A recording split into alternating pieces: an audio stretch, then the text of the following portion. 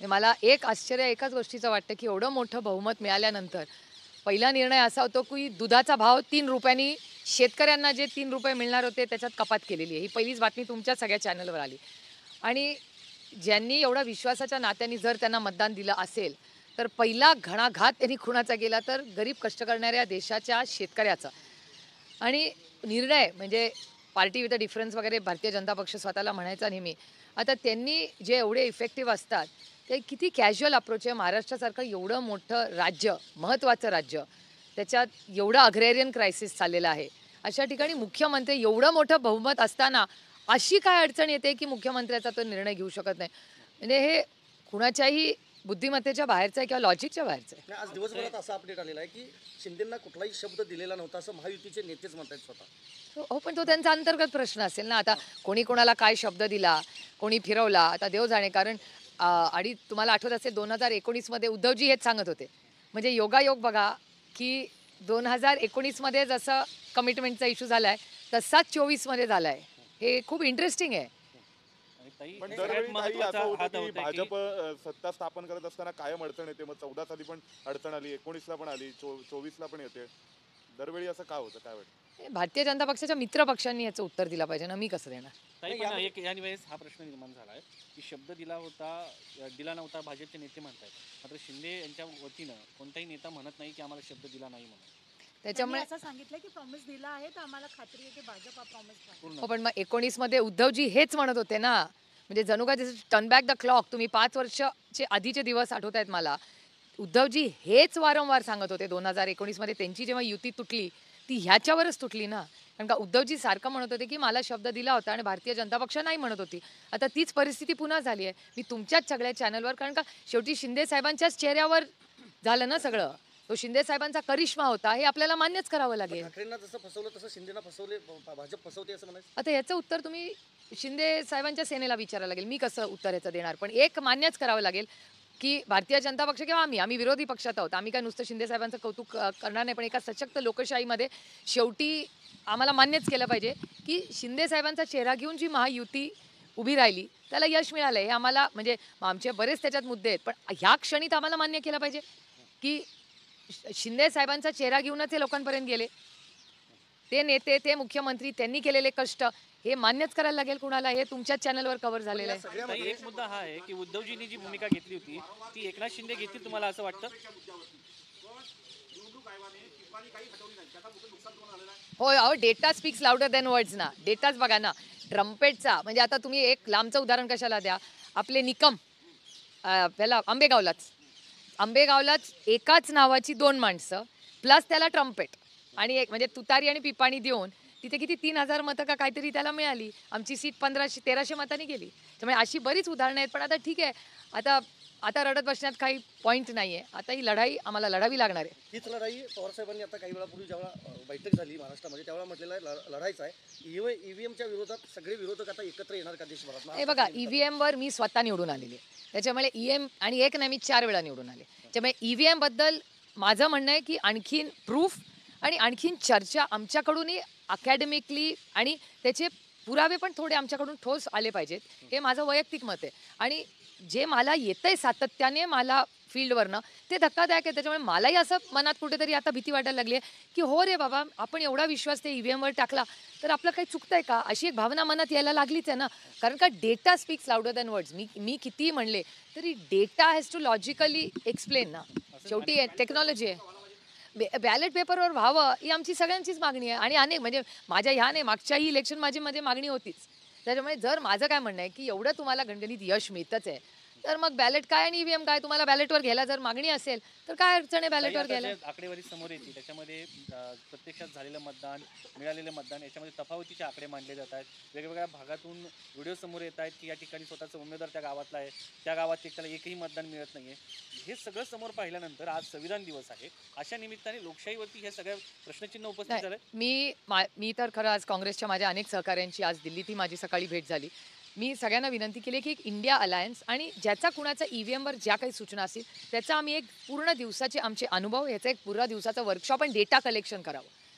सगळ्यांनी एकत्र यावं, दिवसभर बसावं, डेटाचे आमचे अनुभव, हरियाणाचे अनुभव, या सगळ्यावर एक सविस्तर चर्चा व्हावी आणि मग सरकारकडे आम्ही हे काही मांडावं की बाबा सरकार किंवा इलेक्शन कमिशनकडे जाऊन की बाबा असे 1 2 3 4 5 असे आमचे काही प्रश्न आहेत, हे खूप गांभीर्याने घेतलं पाहिजे आणि एका सशक्त लोकशाहीमध्ये या गोष्टी झाल्याच पाहिजेत. नाहीतर असं जर समजा म्हणजे आपण 1 मिनिटं समजून चालूया की आम्ही म्हणतोय ते 100% बरोबर आहे, तर मग असं जर असेल किंवा त्याच्यात 50% ही जर प्रश्नचिन्ह असेल, तर मग या देशात कधीच विरोधी पक्षातल्या काही म्हणजे आमचं सरकार हे कधीच बदलणार नाही आणि हे योग्य नाही ना. एका सशक्त लोकशाहीसाठी ते योग्य नाही. माझं म्हणणं आहे कॉपी करून पास करण्यात काय मजा आहे, हरकत नाही. आणि मी म्हणजे माझं एवढंच म्हणणं आहे जे मी वारंवार सगळ्यांना मनमोकळेपणे सांगते, आम्ही हरलो याचं दुःख नाही. शेवटी ही लोकशाही आहे. लोकशाहीमध्ये लोकांनी जो निर्णय घेतला तो आम्ही मान्य केलाच पाहिजे आणि तो मी पूर्णपणे मान्य करते की ठीक आहे आमचं सरकार आलं नाही हे मला पूर्णपणे मान्य आहे. पण ज्या पद्धतीने आमच्या सीट कमी झाल्यात 4च महिन्यात, अशी काय क्रांती घडली आणि फील्डवर तुम्ही सगळे फिरत होता, आम्ही सगळे फिरत होतो. म्हणजे असं नाही आहे ना की तुमचं काहीतरी वेगळं मत होतं, माझं काहीतरी वेगळं मत आहे. फील्डवर आपण सगळे होतो आणि आमचे इतके कमी येणं जेव्हा म्हणजे जेवढ्या आम्ही हिशोबाला आमचाच हिशोब धरा, बाकीच्याच्या घरात कशाला बघायचं. आम्ही 10 सीट जिंकलो म्हणजे 60 आमदारवरनं 80 25 सीटला आम्हाला पडलेली मतं, आम्हाला पडलेल्या ज्या गॅप्स आहेत त्या सगळ्यामध्ये असं प्रश्नचिन्ह होतंच ना की असं काय मोठं एवढं झालं की एवढा मोठा स्विंग झाला. त्यामुळे मनात असं वाटतं की आम्ही हरलो, आम्ही सत्तेमध्ये नाही, ह्याच्याबद्दल मला अजिबात दुःख नाही. मी प्रांजळपणे सांगते की आम्हाला हे मान्य केलंच पाहिजे, पण इतका कमी आमचा नंबर येईल ह्याच्यावर माझा आजही विश्वास नाही. बरं, दुसरी गोष्ट, आता मुख्यमंत्री पदाबद्दल जी सगळी चर्चा चालू आहे यामध्ये दादा सायलेंट आहेत. उपमुख्यमंत्रीपद फिक्स आहे, दादांना माहिती आहे म्हणून ते प्रयत्न कर, याबद्दल तुमचं मत काय? नाही माझं काही नाही बदल. हे बघा, एक तर आता दुसरे के घर में क्यों झाको हम लोग. आता इलेक्शन झालेलं आहे, आता जो काही निर्णय आलेला आहे, आम्हाला आमची संघटना बांधणी, आमचा विचार, छत्रपतींचा विचार, शाहू फुले आंबेडकरांचा विचार. म्हणजे आता तुम्ही साधीच गोष्ट बघा, परवा कराडला एवढा सत्तेतून लोक आले, एवढे लोक त्या भागातून भारतीय जनता पक्षाला एवढं मोठं यश आलं, सेनेला, शिंदेच्या सेनेला एवढं यश आलं. कुणालाही एकालाही वाटू नये की या राज्याचे पहिले मुख्यमंत्री चव्हाण साहेबांच्या प्रीती संगमाला जाऊन नतमस्तक व्हावं, एकालाही वाटलं नाही. म्हणजे चव्हाण साहेबांचा विचार या सरकारसाठी महत्त्वाचा नाही हे त्यांच्या कृतीतून दिसतंय ना. एक अजित पवार जाऊन आले, पण एक अजित पवार त्या पक्षाचे एक भाग आहेत म्हणून, म्हणजे त्यांच्या आघाडीचे, त्यांच्या युतीचे, पण बाकीचं सरकारकडून मला काय फार. आणि यात हे काही काँग्रेस विचाराचे फक्त म्हणून नाही, ते या राज्याचे आणि देशाचे खूप मोठे नेते आहेत. मग भारतीय जनता पक्ष आणि शिंदेच्या सेनाला एवढं चव्हाण साहेबांबद्दल आदर सन्मान करायला अडचण काय आहे? ताई, एक जनताचा प्रश्न असा आहे, जनताने आपलं एक तुम्हाला वाटतंय का? एकच म्हणजे मिनिटं. कुठेतरी एक स्टेबल बहुमत दिलंय, मी तुम्हाला खरं सांगू का, तरी सुद्धा इन्स्टेबिलिटी दिसते पॉलिटिकल. नाही, तो त्यांच्या अंतर्गत कॉन्फ्लिक्ट अँड ॲम्बिशन्समुळे ना. पण मला विचाराल तर आज भारतीय जनता पक्ष स्वतःच्या हिमतीवर पण सरकार करू शकतो. 150 त्यांचे आणि त्यांचे छोटे इंडिपेंडन्स आहेतच. त्यामुळे भारतीय जनता पक्षाला आत्तापर्यंत सरकार करून कामाला लागायला काहीच हरकत नव्हती आणि त्यांचं नेहमी असर्टिव्ह असतं, अरे तुम्ही लोक वेळ लावता, आता ते का वेळ लावत आहेत? त्यांना तर एवढं मोठं बहुमत मिळालं आणि भारतीय जनता पक्षाला मित्र पक्षाची पण गरज नाही आहे.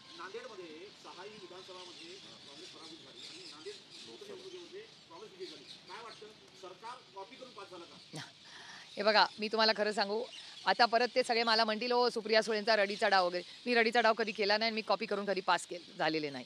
त्याच्यामुळे माझं एकच वारंवार मत आहे की या सगळ्याचा आम्ही पुढच्या dust has to settle down. आत्ताच इलेक्शन झाले, अनेक आरोप प्रत्यारोप झालेले आहेत, या सगळ्याचा सायंटिफिक अभ्यास झाला पाहिजे, या मताची मी आहे. सगळा जो डेटा वारंवार जे व्हिडिओज येत आहेत याचा सगळ्याचा अभ्यास झाला पाहिजे. त्याच्यातून पुढच्या 1 2 4 5 दिवसात आम्ही आमचे मित्रपक्ष आणि सगळेच कॅन्डिडेट्स त्यांचे अनुभव आणि डेटा ड्रिव्हन, नुसते मी कधीच विरोधात आहे म्हणून उगाच खोटे नाटे, त्यांच्यासारखी मला सवय नाही खोटे नाटे आरोप करत बसायची, पण त्याच्यामुळे ह्या सगळ्याचा एक अकॅडमिक सायंटिफिक अभ्यास व्हावा या मताची. मॅम, जनताने एकच मिनिट, जनताने एक मॅन्डेट दिला आहे. आज जुनी महाराष्ट्र असेंब्ली डिझॉल्व्ह झाली आहे, इतके दिवस झाले, जनताने मॅन्डेट फॉर अ रिझन दिलं, स्टेबिलिटी आणायला. पण अजून पण सिच्युएशन व्हॉलेटाईल आहे, काहीच फिक्स नाही आहे. जनताला हा अगेन कुठे ना कुठे धोका किंवा हे आहे. तुमच्या प्रश्नाचंच माझं उत्तर आहे ना. आज पत्रकारांना ज्या भारतीय जनता पक्षाला एवढं असर्टिव्ह आणि 133+ त्यांचे 12-15 लोक त्यांचे मित्रपक्ष, म्हणजे हे 2 मोठे मित्रपक्ष आमच्याकडून तोडून नेलेलेचं मी बोलत नाहीये, मी फक्त त्यांचे म्हणते. तेच 150 कोणी त्यांना थांबवलंय सरकार बनवायला? आम्ही त्यांच्या जागेवर असतो तर शपथविधी घेऊन कामाला लागलो असतो, कारण का आज राज्याला कामाची गरज आहे. महागाई, बेरोजगारी, भ्रष्टाचार, सोयाबीन, कपास, दुधाचा भाव, हे सगळे एवढी मोठं राज्याच्या मोठी आव्हानं असताना किती कॅज्युअल त्यांचा अप्रोच आहे. दुर्दैव आहे गोपीचंद पडळकर की हे सिरियसली घेत नाही त्यांचं काम. साहेबांचा अध्याय संपलाय, निवृत्ती घ्यावी पवार साहेबांनी असं. ठीक आहे, प्रत्येकाला सशक्त लोकशाहीमध्ये प्रत्येकाला बोलायचा अधिकार असतो. ताई, ज्या पद्धतीने उद्धव ठाकरे यांनी 2019ला निर्णय घेतला होता तशाच पद्धतीचा निर्णय एकनाथ शिंदे घेतील, काय वाटतं तुम्हाला? त्यावेळी महाविकास आघाडी त्यांची साथ देईल. ते खूप हायपोथेटिकल प्रश्न आहेत सगळे, त्याच्यामुळे मला काय वाटत नाही तसं काय ते होईल. भूमिका घेतील? मला स्वतःला वाटत